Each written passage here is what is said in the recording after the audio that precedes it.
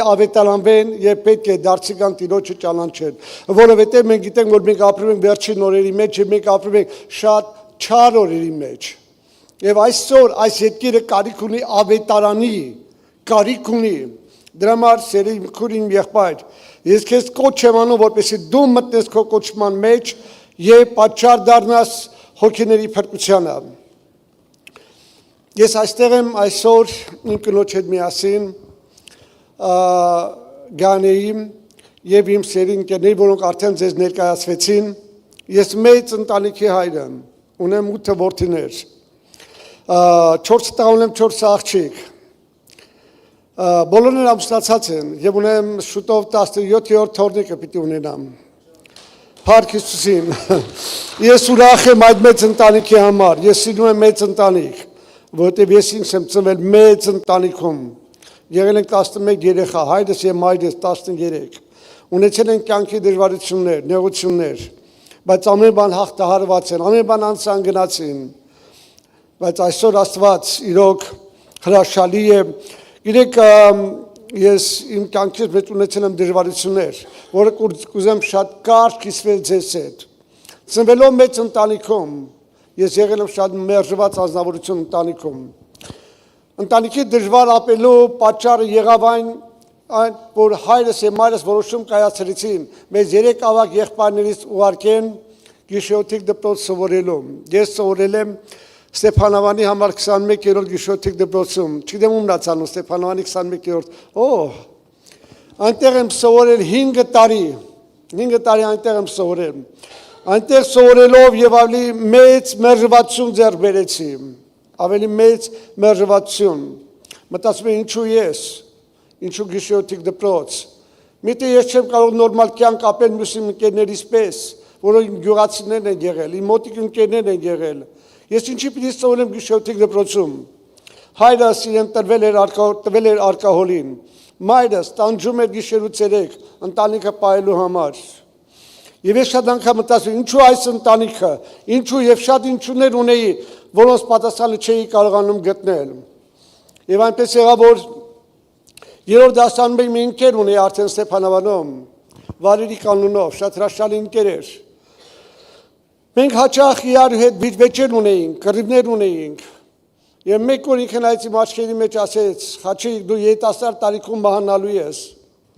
երբ որ ինքը ասեց, Խաչիկ, քո երիտասարդ տարիքում դու մահանալու ես, գիտեք ինչ տեղ ունեցավ ինձ հետ, ես առաջին անգամ հասկացա ինչ բան է մահը, առաջին անգամ զգացի մահվան զորությունը, զգացի թե ինչպես մահվան հոգին մի հարվածով այդպես կարողացավ հարվածել ինձ ու մտնել իմ ներսը, ես դա կենդանի ձևով զգացի, ամբողջ մարմինս թուլացավ, եւ չէի կարողանում կանգնել, բան էի գտնում որպեսի բռնեի, ընկերս ասեց, ինչ կատարվեց քեզ այդ Խաչիկ, ես ասի խնդրում եմ լռիր, ոչինչ չեմ ուզում լսել, այդ օրվանից իմ կյանքը փոխվեց ավելի վատ անցած ես մտածում եմ, անդադ իմ ականջներին հնչում էին այդ բառերը, դու երիտասարդ տարիքում պիտի մահանաս, եւ գիտեք իմ կյանքս է տխրել, ես սկսեցի սիրել տխուր երաժշտություններ, տխուր ֆիլմեր էի սիրում, որոնք շատ վատ վերջավորություն ունեին, մանավանդ ովքեր որ Հայաստանում մեր սերունդում են եղել, նրանք գիտեն հնդկական ֆիլմերը ինչքան այդպես տխուր եւ ազդեցիկ ֆիլմեր են, ես սիրում էի այդ ֆիլմերը, որովհետեւ այդ նայելով ես կարծես թե ես սքում էի իմ մահը, կարելի ասել այդպես, ես սուք էի անում ինձ համար, մեր գյուղում ապրում են մի կախարդ, որը գուշակություններ էր անում, եւ ամեն անգամ ես լսելով իր մասին, ես չէի ուզում այդ մարդուն երբևիցե հանդիպեի, գիտեք ինչու համար, որովհետեւ նա ասում էր, այսինչ փողոցում, այսինչ տարով մարդ մահանալու է, եւ ինչ որ ինքը ասում էր, այդպես է լինում էր։ Ես մտածեցի, որ մի օր այս մարդը պիտի ասի, այսինչ փողոցի խտարով անձնավորությունը պիտի մահանա։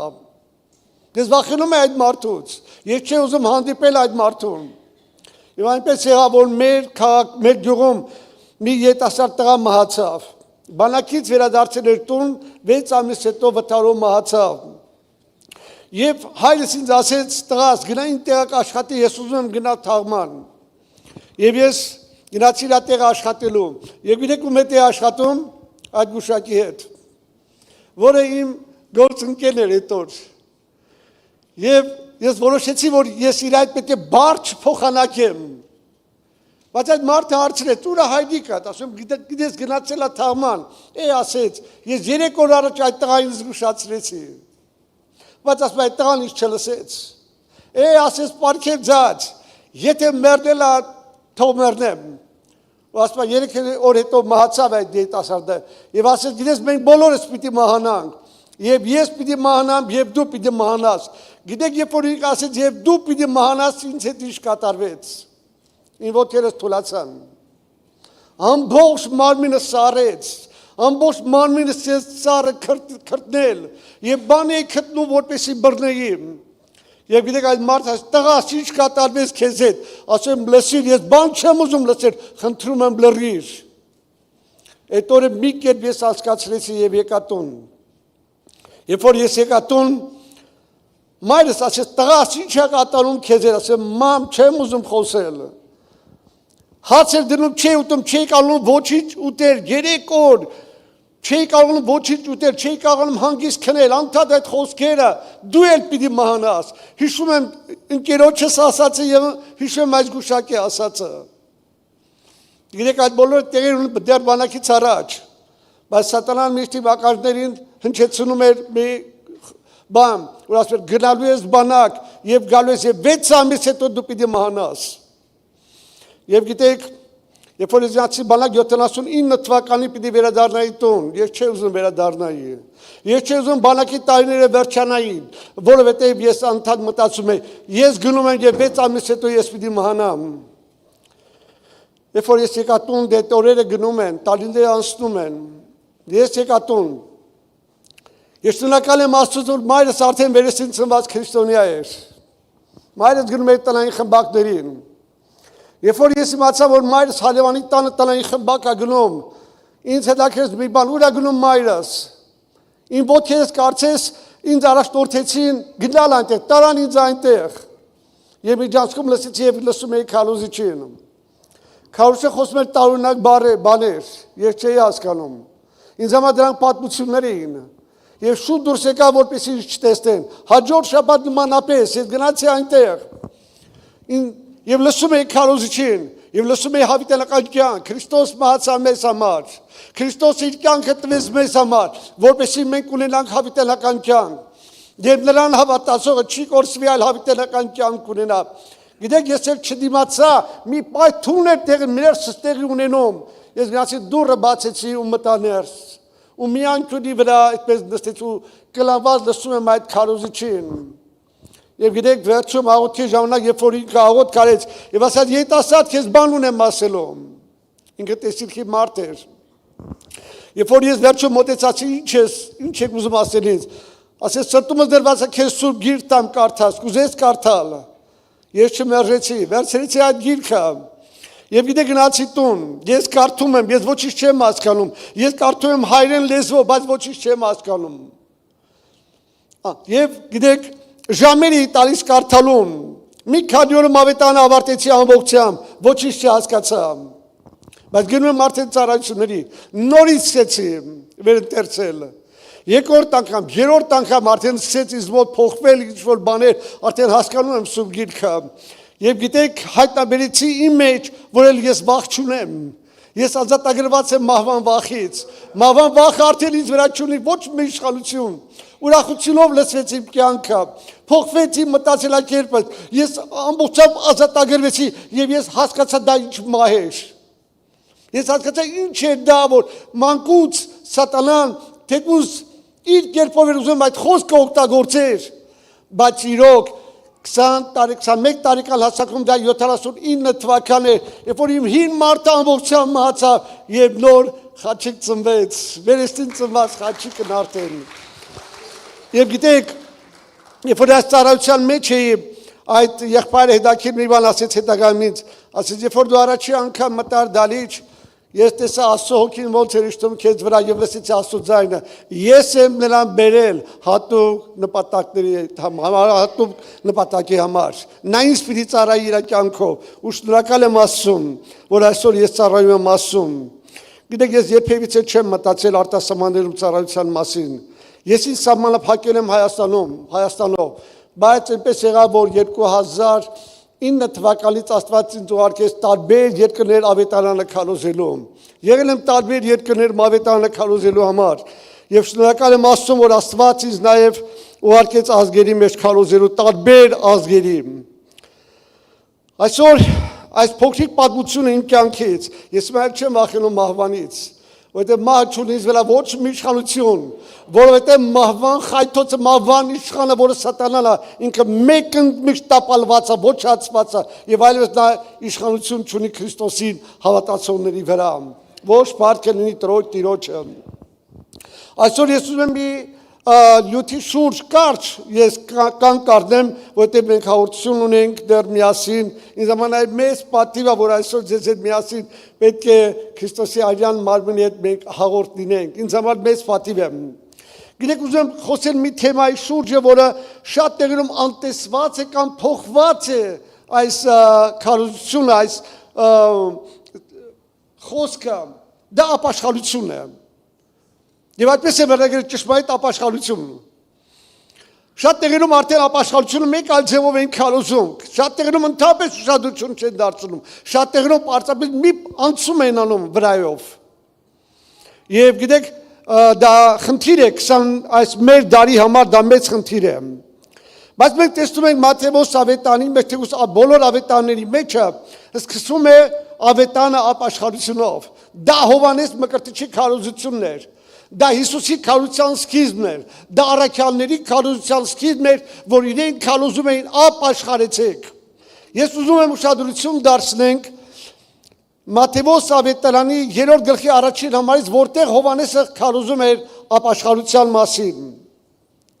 Այն օրերում եկավ Հովհաննես Մկրտիչը քարոզում էր Հրեաստանի անապատում եւ ասում. «Ապաշխարեցեք, որ մոտեցել է երկնքի թագավորությունը»։ Առանց ապաշխարության որևիցե մեկը չի կարող մտնել երկնքի արքայություն։ Եթե այսօր մարդը ուզում է մտնել երկնքի արքայություն, ապա նա պետք է սկսի ապաշխարությունից։ Շատերն ասում են, որ հավատան Տեր Հիսուս Քրիստոսին դու արդեն փրկված ես։ Այո եւ ամեն, բայց չի կարելի այս համարի մի կողմ դնել ապաշխարությունը։ Ապաշխարությունը շատ կարևոր է Քրիստոսին հավատացողների համար։ Նորից եմ ասում, առանց ապաշխարության ոչ ոք չի կարող մտնել երկնքի արքայությունը։ Այսօր մեղքը արդարացված է շատ տեղերում, այսօր մեղքը անտեսված է, մեղքը որպես մեղք չի դիտարկվում, եւ բոլորը շատերն համարում են այդ մեղքերը անցյալին է վերաբերում, ոչ թե մեր ժամանակներին, բայց ես վերջում իմ հայտությունը կասեմ ձեզ, որ Աստված անձամբ Քրիստոսը ինձ է հայտնել, այն ես վերջում կուզենամ փոխանցել ձեզ։ Ուրեմն մենք տեսնում ենք, որ երկնքի արքայություն մտնելու համար պետք է ապաշխարություն։ Դրա համար ասում են ապաշխարեցեք, որովհետև մոտեցել է երկնքի թագավորությունը։ 5-րդ համարից կարդում ենք. Այս ժամանակ դուրս էին գնում նրա մոտ եւ Երուսաղեմ եւ բոլոր Հրեաստանի եւ Հորդանանի բոլոր կողմերը եւ մկրտվում էին Հորդանանի մեջ դրանից իրանց մեղքերը խոստովանելով։ Երբ որ նա տեսավ, որ փարիսեցիները եւ սադուկեցիների շատերը գալիս էին իր մկրտությանը, ասեց նրան. «Իժի զավակներ, ով ցույց տվեց ձեզ փախչելու այն գալու բարկությունից, արդ ապաշխարության արժանի պտուղ արեք»։ Եվ մի կարծեք ասելով ձեր միջումը, մենք հայր ունենք Աբրահամին, որտեղ ասում եմ ձեզ, թե Աստված կարող է այս քարից որդիներ հարուցանել Աբրահամի համար։ Արդեն կացինն էլ ծառերի արմատին դրված է, արդ ամեն ծառ, որ բարի պտուղ չի բերում, կկտրվի եւ կրակի մեջ կգցվի։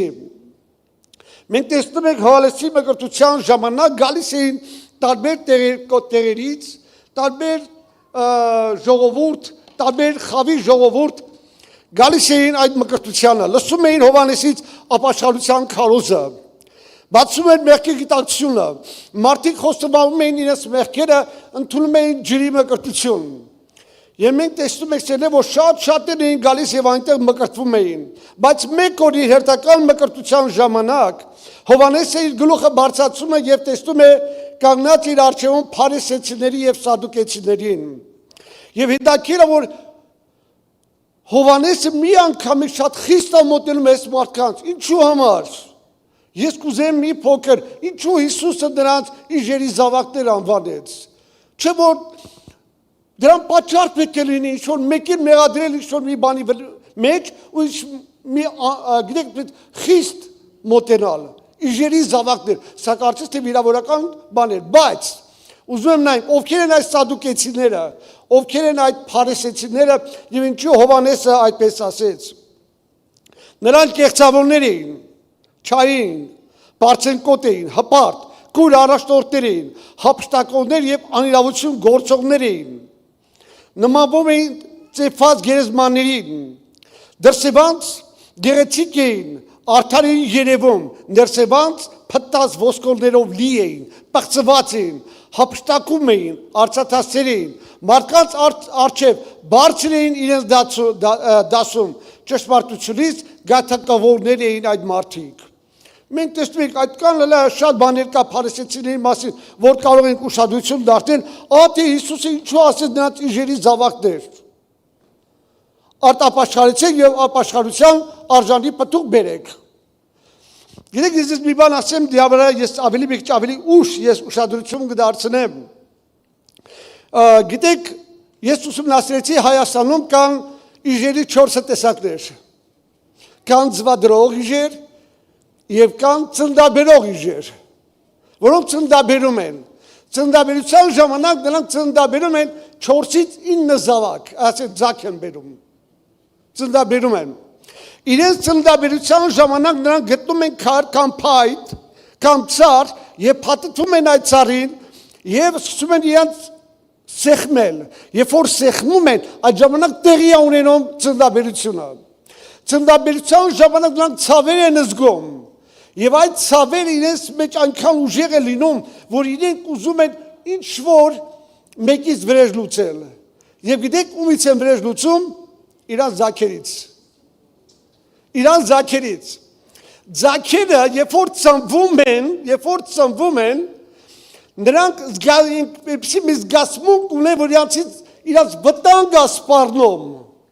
Եվ գիտեք մայրը ումից է վրեժ լուծում, զաքերից եւ նա սկսում է իր զաքերին կուլ տալ։ Այդ զաքերը, որոնք առողջ են, նրանք կարողանում են արագ կերպով փախչել ինչ-որ միտեղ թաքնվել եւ ինքնուրույն կյանք վարել։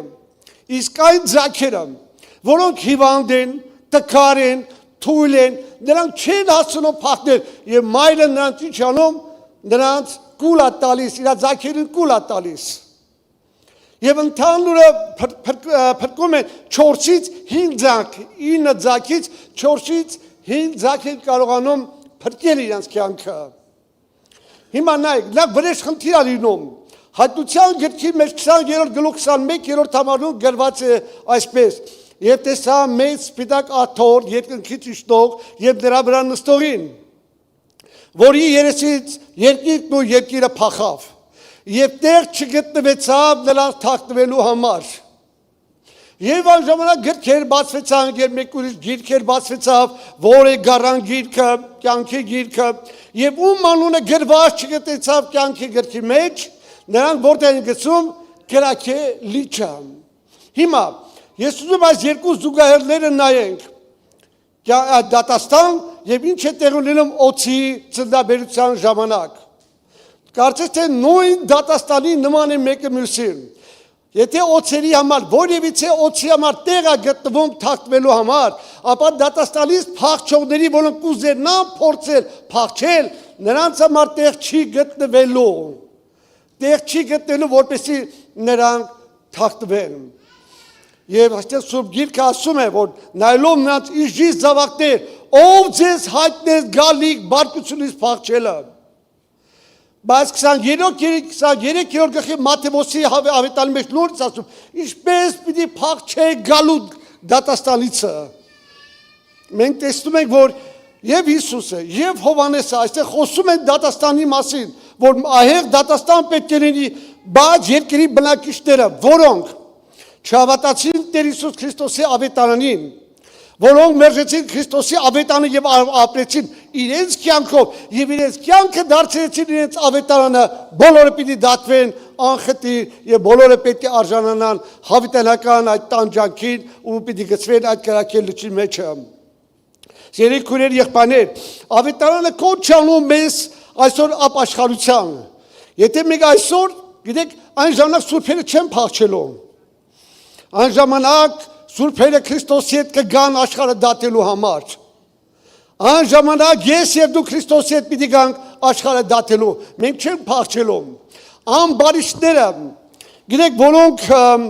այսօր ապրում են, բոլորի համար ահեղ է լինելու այդ դատաստանը, բայց մեզ համար ուրախություն եւ ցնծություն է լինելու։ Այդ օրը երբ որ գգա, երբ որ Տերը գգա, գիտեք, աշխարհը չուզենա գալ, բայց մենք քրիստոնյաներս այն ժողովուրդը պետք է լինենք այսօր, որ ամեն ժամանակ պիտի պատրաստենք մեր հայացքները երկինք ուղղելու ասելու ամեն եկ մեր Տեր Հիսուս Քրիստոս։ Եվ այո, այսօր մենք պետք է կարողանանք արձագանքել։ Հետաքրքիր է մի բան, ես շատ քրիստոնյաների ասում եմ, քուր եղբայր, դուք պատրաստ եք Քրիստոսին դիմավորելու համար։ Շատերը ասում են, խաչին եղբայր մենակ հիմա չէ։ Մենակ հիմա չէ։ Ես դեռ պատրաստ չեմ։ Ինչու՞։ Ինչու են մարդիկ այդպես ասում, այն քրիստոնյաները, որոնք Սուրբ Հոգով են մկրտված, մյուս, սա նշանակում է, որ նրանք ապաշխարության խնդիրներ ունեն։ Սա նշանակում է, որ նրանք լուրջ չեն, ուշադրություն չեն դարձնում ապաշխարության, նրանք դեռ ապրում են այս աշխարհի մեջ աշխարհասիրությամբ, մարմնի ցանկություններով, իրենց հաճույքներով, իրենց հարմարավետությամբ։ Գիտեք, ապաշխարությունը գին է պահանջում։ Ապաշխարող մարդը, երբ որ ուզում է լուրջ ապաշխարել, նա գիտի պիտի անցնի դժվարություններ, ազատվելով մեղքից եւ մարմնի ցանկություններից, սա հեշտ չի։ Շատ մարդիկ գին են վճարում սրանց համար։ Ապաշխարությունը դա նաև խաչի ճանապարհ է, որտեղ պետք է քրիստոս Քրիստոսի խաչը ու գնաց դրա հետևից։ Ապաշխարությունը հեռանալ հարմարավետությունից եւ կյանքը դնել Քրիստոսի համար նեղությունների, դժվարությունների, հալածանքների։ Կարճ ասած, ապաշխարությունը քեզ դուրս է անում այս երկրի վրա հարմարավետություն ստեղծելուց, որ դու պիտի դուրս գաս ու հետևես Քրիստոսի ավետարանին։ Պողոս Արաքյալը ասում է, այն ինչ որ շահեր ես աղբ համարեցի, գիտեք ինչու համար, որպեսզի Քրիստոս շահեմ։ Արդյոք մենք այսօր անում ենք այդպես։ Արդյոք մենք այսօր պայքարում ենք այդ բաների դեմ, որոնք մեզ խանգարում են Քրիստոսին մոտենալու, Քրիստոսին ճանաչելու, Քրիստոսին հետևելու համար։ Դրա համար իմ սիրելի եղբայր, ապաշխարությունը շատ կարևոր թեմա է, որը մենք չպետք է անտեսենք, այլ մենք պետք է ամեն անգամ վերցնելով Սուրբ Գիրքը նայենք, որտեղ Սուրբ Գիրքը մեր հայլին է։ Սուրբ Գիրքը մեր հայլին է, որ ցույց է տալիս մեզի, մեր ներսը, մեր մտածելակերպը, մեր էությունը, մեր ապրելակերպը։ Արդյոք մենք ճշմարիտ քրիստոնյաներ ենք, թե ոչ։ 2000 թվականին մենք գիտենք, որ ամբողջ աշխարհում մեկ COVID տարածվեց։ Եվ մի հիվանդություն, որ շատ-շատերի կյանքը խլեց։ Եվ այնպես եղավ, որ ամռան էր հունիս ամիսը, ես զգացի, որ ես ունենում եմ ջերմություն, ջերմությունս բարձրանում է, բայց ես չմտածեցի, որ ես COVID եմ։ Եվ գիտեք, դա այնքան սկսեց իմ մեջը տարածվել, այնքան ուժեղացավ, որ թուլացավ ամբողջ մարմինս։ Մեծ տղաս մոտեցավ ինձ, ասեց, որ պապ, ես ուզում քեզ տանեմ հիվանդանոց, ցեզ հնարավոր չի շարունակել։ Եվ ինձ համոզեց, նստացրեց մեքենան եւ մենք գնացինք Երևան։ 3 հիվանդանոցներ մանեկանք, ոչ մի հիվանդանոցում տեղ չկար։ Եվ երրորդ հիվանդանոցում շտաբօգնության վարորդը մոտեցավ տղայիս, ասեց, տղաս, ինչու ես այդքան ջանում, որ հայրիկիդ հիվանդանոց պարկացրես։ Տղաս ասեց, ինչու։ Ասեց, որտեղ այստեղ շատեր են մահանում, շատեր են մեռնում, հայրիկիդ վերցրու տարտուն, եթե ուզում ես հորդ կյանքը քեզ համար թանկ է տարտուն։ Նա ինձ վերցրեց եւ եկանք տուն։ Ծանոթ բժիշկ ունեի, երբ որ մենք զանգեցին խոսելու իր հետ, ասեց, ինչ լավ է կարևոր հիվանդանոցում պարկած չեք պարկացրել։ Երբ որ ես իր հետ հեռախոսով խոսում եմ, ասեց, հովիվ խաչիկ, ինքը բժիշկ էր։ Ասեց, ես բժիշկ եմ, ես էլ COVID-ով վարակվել, ինձ տարան հիվանդանոց։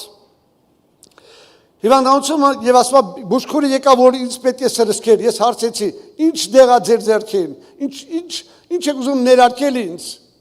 Եվ ասա, երբ որ նա ասեց, ես ասեցի, ով է ձեզ թույլ տվել այդ դեղը սրսկել։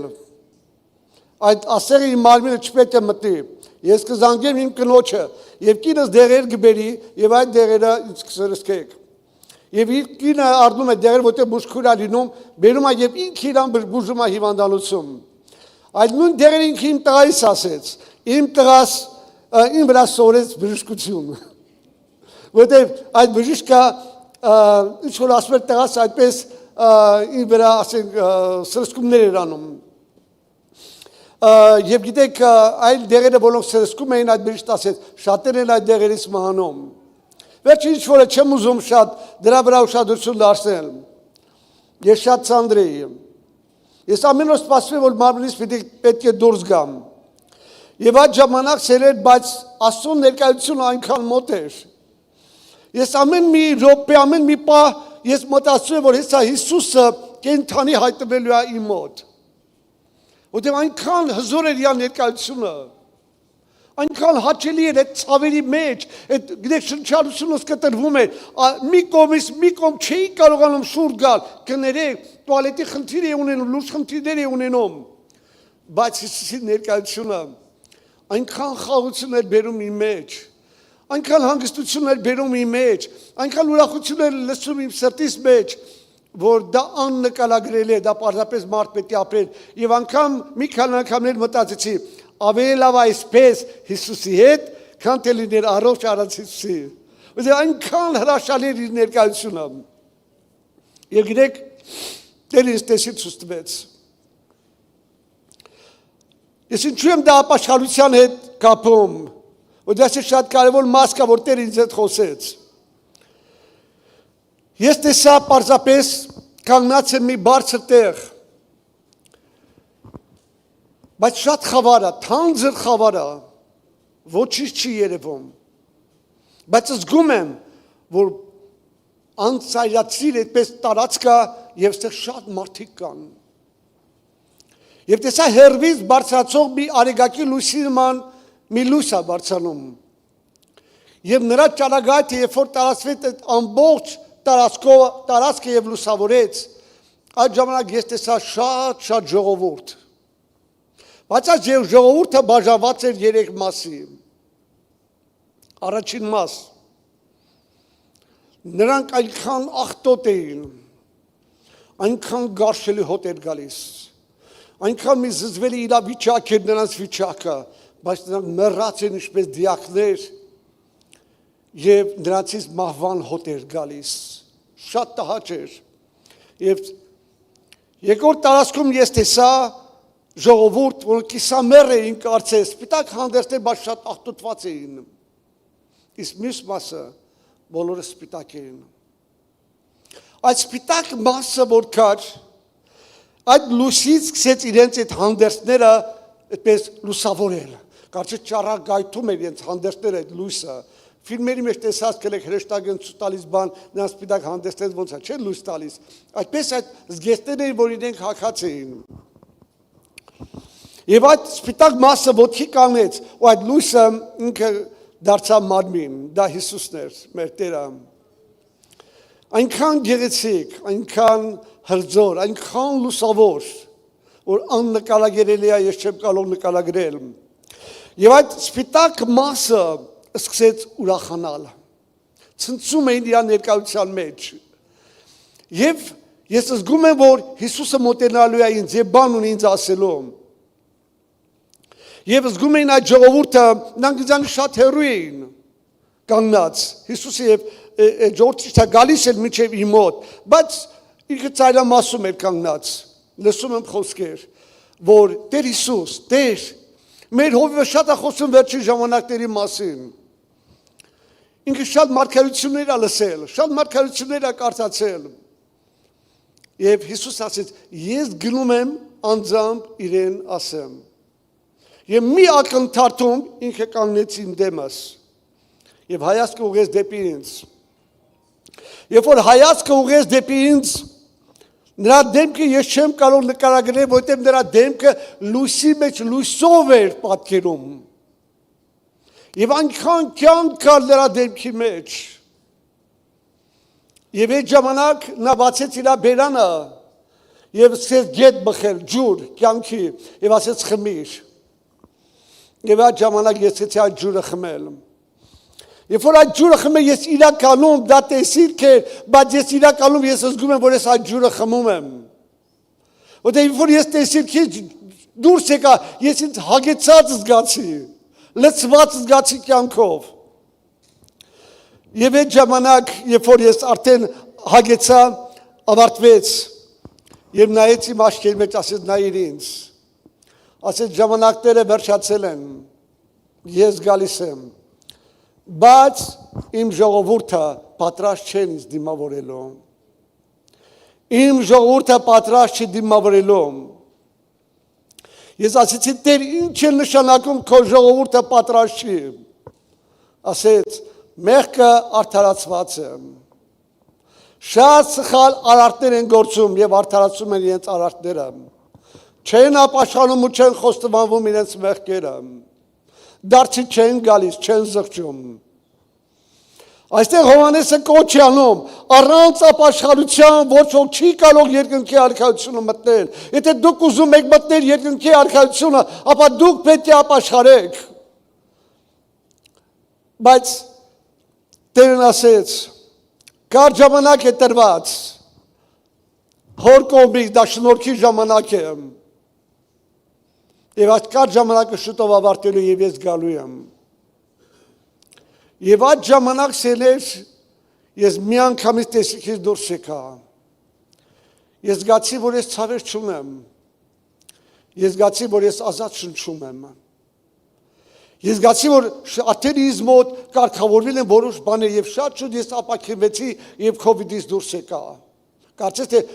ժամի վրա եղավ իմ բժշկությունը։ Դրանից ուղիղ 2 տարի հետո, դա 23 թիվն էր, հունվար ամիս, ես քարոզում էի բեմի վրա եւ այնքան հզոր կերպով զգացել հրեշտակների ներկայությունը։ Եվ ես դարձա ժողովրդի ասի ժողովուրդ ջան, դուք չեք զգում հրեշտակների ներկայությունը։ Ասի նրանք այստեղ լցված են։ Ես այդ ժամանակ քույրերից մեկը սկսեց արտասվել։ Ես ասեցի, ինչ է կատարում, եւ որտեղ ես դա ասում եմ, եթե դա ինձ ցույց է տալիս մեկին էր ցույց տուր։ Եվ այդ ժամանակ քույրերից մեկը սկսեց արտասվել, ասեցի, ինչ է կատարում, ասեց Սոյով խաչի ես հրեշտակներին տեսնում եմ։ Ինչ էր տեսնում ինքը։ Ասում եմ, երբ որ դու ասեցիր հրեշտակների մասին, իմ սրտի մեջ բաց այնպեսի ծալավ առաջացավ հրեշտակներին տեսնելու։ Եվ ասում եմ, այդ ժամանակ ես ասեցի, Հիսուս, Տեր իմ ինչ կլինի, ինձ հրեշտակներին ցույց տուր։ Եվ ասում եմ, իմ գլուխս ներքև էր, երբ որ ասում եմ, ես նայում եմ ներքև եւ ասում եմ, աչքերս հոգուս բացվեցին եւ ես տեսա իմ դեմը կանգնած սպիտակ հանդերձներով 6 մետր բարձրությամբ, մեր դալիճը մեր բարձր է 6 մետր, այդպես։ Ու ասում եմ, նա հանդերձները սպիտակ են, մենք ունենք երկու, ստեղ մի միջանցք կա, բայց մենք միջին մասում ունենք երկու միջանցք ունենք։ Եվ ասում եմ, կանգնած էին հրեշտակները եւ ասեց, գլուխդ վերև բարձրացրում։ Երբ որ ասում եմ, ես իմ գլուխս վերև բարձրացրեցի, ես տեսա բոլորի ձեռքերին ոսկյա փողեր էին։ Եվ պատրաստ էին փչելու։ Եվ ես ասում եմ, ժամանակի Տեր, սա ինչ փողեր են։ Եվ Տերն ասեց, որ ժամանակները ավարտված են։ Շուտով ես գալիս եմ։ Սելի եկեղեցի։ Մենք գիտենք ըստ Աստվածաշնչի, Աստվածաշնչյան տեղեկատվություններով, մարգարեություններով ու հայտնություններով մենք տեսնում ենք, որ այսօր ինչեր են տեղի ունենում երկրի վրա։ Մահտարաժամեր, երկրաշարժեր, սովեր, շատ իրադարձություններ են այսօր տեղի ունենում պատերազմներ, ազգերի վրա բարձրացված թագավորությունների վրա։ Մենք տեսնում ենք ինչ քաոս է տիրում աշխարհի վրա։ Եկեղեցի ապաշխարություն պետք։ Այսօր պետք է կանգնել ճիշտ դիրքերում եւ ապաշխարել։ Չպետք է երբևիցե մեղքը անտեսել։ Այսօր երիտասարդությունը չի սիրում Աստվածաշունչ կարդալ։ Այսօր Աստվածաշունչը շատերի համար մի կողմ է դրված։ Ար եկեղեցին կներեք ձեզ մոտ բոլոր գրքեր ունեք ձեր մոտ ես տեսնում եմ։ Մեր եկեղեցին շատերը առանց գրքերի են գալիս։ Բավարարված են ինտերնետային գրքերով։ Բայց ինձ համար ամեն ժամանակ անփոխարինելի է մնում Աստվածաշունչը։ Ես երբեք այն ինտերնետային գրքերը չեմ փոխի։ Սա, երբ որ ես կարդում եմ, ես հացն եմ ուտում։ Ես կյանքի ջուրն եմ խմում, բայց անկեսին եմ ասելու, երբ որ սա եմ կարդում, բան չեմ հասկանում։ Ինձ համար դա։ Մենք իրոք ապրում ենք շատ լուրջ ժամանակների մեջ։ Քանի օր առաջ էր, ես մի տեսիկ տեսա։ Տեսիկը հետևյալն էր։ Կանգնած եմ բարձր տեղում։ Տեսա բնություն շատ գեղեցիկ։ Այնքան գեղեցիկ էր։ Ես այդ բնությունը չեմ կարող նկարագրել։ Ցաղիկները կենդանի էին, շնչում էին։ Բուսականությունը այնքան գեղեցիկ էր, կարծես այսօրվա այս բուսականությունը հայերեն ասեմ ֆարշ էր դրա դեմը, աննկարագրելի բուսականություն էր, թռչունները երգում էին, թռչունները այն թռչունները չէին, որ այստեղ էին, նման էին, բայց այստեղ կարծես թե ֆարշ էին։ Գնում էր թռչունների երաժշտություն, ձայնային այդ երաժշտությունը այնքան գեղեցիկ էր, այդ սիմֆոնիկը, դրանց երաժշտությունը տարբեր թռչունների այնքան գեղեցիկ էր, որ այստեղի թռչունների ձայնը ֆարշ էր դրա համեմատ։ Այսինքն չլսվող, այնքան գեղեցիկ էին։ Եվ ես փորձեցի նկարել դա։ Վերցեցի իմ հեռախոսս եւ ուզում էի նկարել։ Ես նկարում եմ, ոչինչ չի նկարում, մեկ այդ ձայն եմ լսում։ Այստեղ ոչինչ չի նկարահանվում։ Սա ձեզ համար է պատրաստված, կգաք շուտով եւ կվայելեք դա։ Ու այդ ժամանակ ես իմ տեսիքից դուրս եկա, իմ երազից դուրս եկա։ Գիտեք, Աստված ինձ շատ հաճախ երազներ է ցույց տալիս, ես դա չեմ ուզում երկար արքան գարնել, բայց ուզում եմ ասել մի բան։ Այսօր եկեք լուրջ նայենք։ Այսօր եկեք մատերիալանքով չնայենք, այսօր եկեք խաղեր չխաղանք, այսօր եկեք լրջորեն տրվենք Աստվածապաշտությանը, լրջորեն տրվենք մեր Տեր Հիսուս Քրիստոսին, ապրենք երկինքը երկրի վրա։ Այսօր երկրի վրա շատ հաճեցնող բաներ կան, որ քեզ ուզում են գրավել, գայթակղել, քեզ շեղել ճշմարտությունից։ Ո՛չ ելիս, մի տրվիր դրանց, նայիր Աստվածաշունչը, կարդա եւ տես Տերը քեզ ուր է տանում։ Մենք շատ լուրջ ժամանակներում ենք ապրում, նորից եմ ասում, շուտով, շատ շուտով մենք անելու ենք նրա առաջ։ Ես չգիտեմ, դա կլինի մի տարի, ես չգիտեմ, դա կլինի 2 տարի, ես թիվ չեմ ասում, բայց դա շատ մոտիկ է, հավատացեք։ Տերը շուտով գալու է իր եկեղեցու համար։ Ժամանակները լրացված են։ Ժամանակը վերջացած է։ Հեթանոսների ժամանակը Ղուկաս ավետարանի 21-րդ գլխի ավարտին է հասել։ Եկեք լրջորեն տրվենք։ Շատերը այդ ժամանակների մեջ չեն կարող կանգնել Տիրոջ առաջին։ Մեր եղբայրներից մեկը մեդակիր տեսիք տեսավ։ Նստած զրուցում ենք իրար հետ տեսիքների մասին, ինձ հետաքրքիր մի բան ասեց Հովիվ Խաչիկ։ Ես տեսա հափշտակությունը։ Ես իմ ընտանիքով աղոթքի մեջ էինք եւ տեսանք փողերի ձայնը։ Երբ որ մեր հայացք ուղղեցինք դեպի երկինք, մենք կտրվեցինք երկրի վրայից։ Եվ ասում եմ, ես մտածում էի մեր եկեղեցու մասին։ Եվ ասում եմ, այդ ժամանակ Տերը ինձ իջացրեց մեր եկեղեցին։ Երբ որ ասում եմ, ես իջա, ես տեսա, եկեղեցու 20% մնացել էին։ Եվ Տիրոջից ձայնը լսեցի, ասեց, նրանք պատրաստ չեն։ Նրանք եկեղեցում են, բայց եկեղեցում չեն։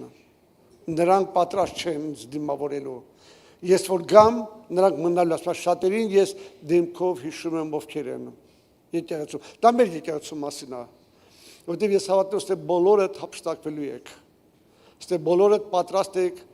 Քրիստոսին դիմավորելու։ Բայց մեր եկեղեցում ցույց տված է այս տոկոսային հարաբերությունը մնալու է։ Եկեք աղոթք անենք։ Այս ժամանակներս որպեսի ապաշխարությունը լինի լրջորեն ապաշխարություն։ Եկան ասին ինչ անենք։ Ասեց ով գողանում է թողել չգողանա։ Միսն ասի դուք աշխատավարձով բավարարվի։ Մեկ ուրիշի մի սպանի, տարբեր բաներ ասեց Հովհաննես եւ մեր ավետարանն ասում, թե մենք ինչպես պիտի ապրենք։ Եկեք լրջորեն, սրբորեն ապրենք։ Տերը շուտով գալու է։ Ասում Մարանաթա, հա։ Տերը շուտով գալուց է։ ամեն Տեր օրհնի։ Ես այսքան կուզեի կիսվեի, որովհետև ես շատ թրուցիկ անցա իմ քաոսան նյութը, որտեղ ունենք նաև հաղորդությունա եւ ժամանակի չեմ ուզենա ձեզ շատ ժամանակ վերցնել ձեզանից։ Եկ աղոթենք սեներ։ Եկնավոր Հայր, ես աղոթում եմ քո եկեղեցու համար Տեր, որպեսզի այս եկեղեցին լինի ճշմարիտ ապաշխարության մեջ, որպեսզի այս եկեղեցին պատրաստ լինի ամբողջությամբ Տեր դիմավորելու քեզ։ Ես աղոթում եմ, որպեսզի ոչ ոք Տեր դուրս չմռնա Տեր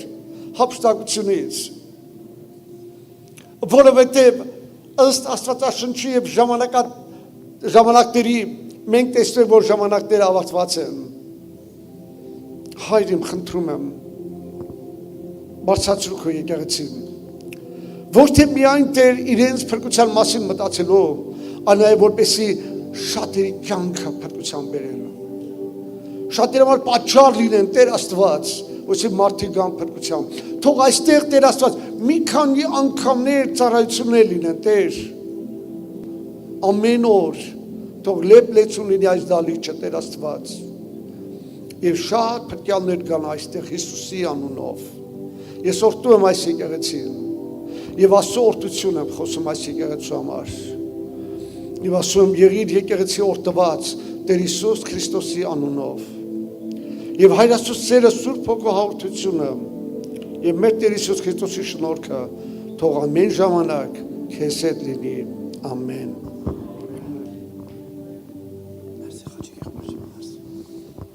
Փարթիրոջը սիրելներ ջան, փարթիրոջը ժամն ամեն մեկից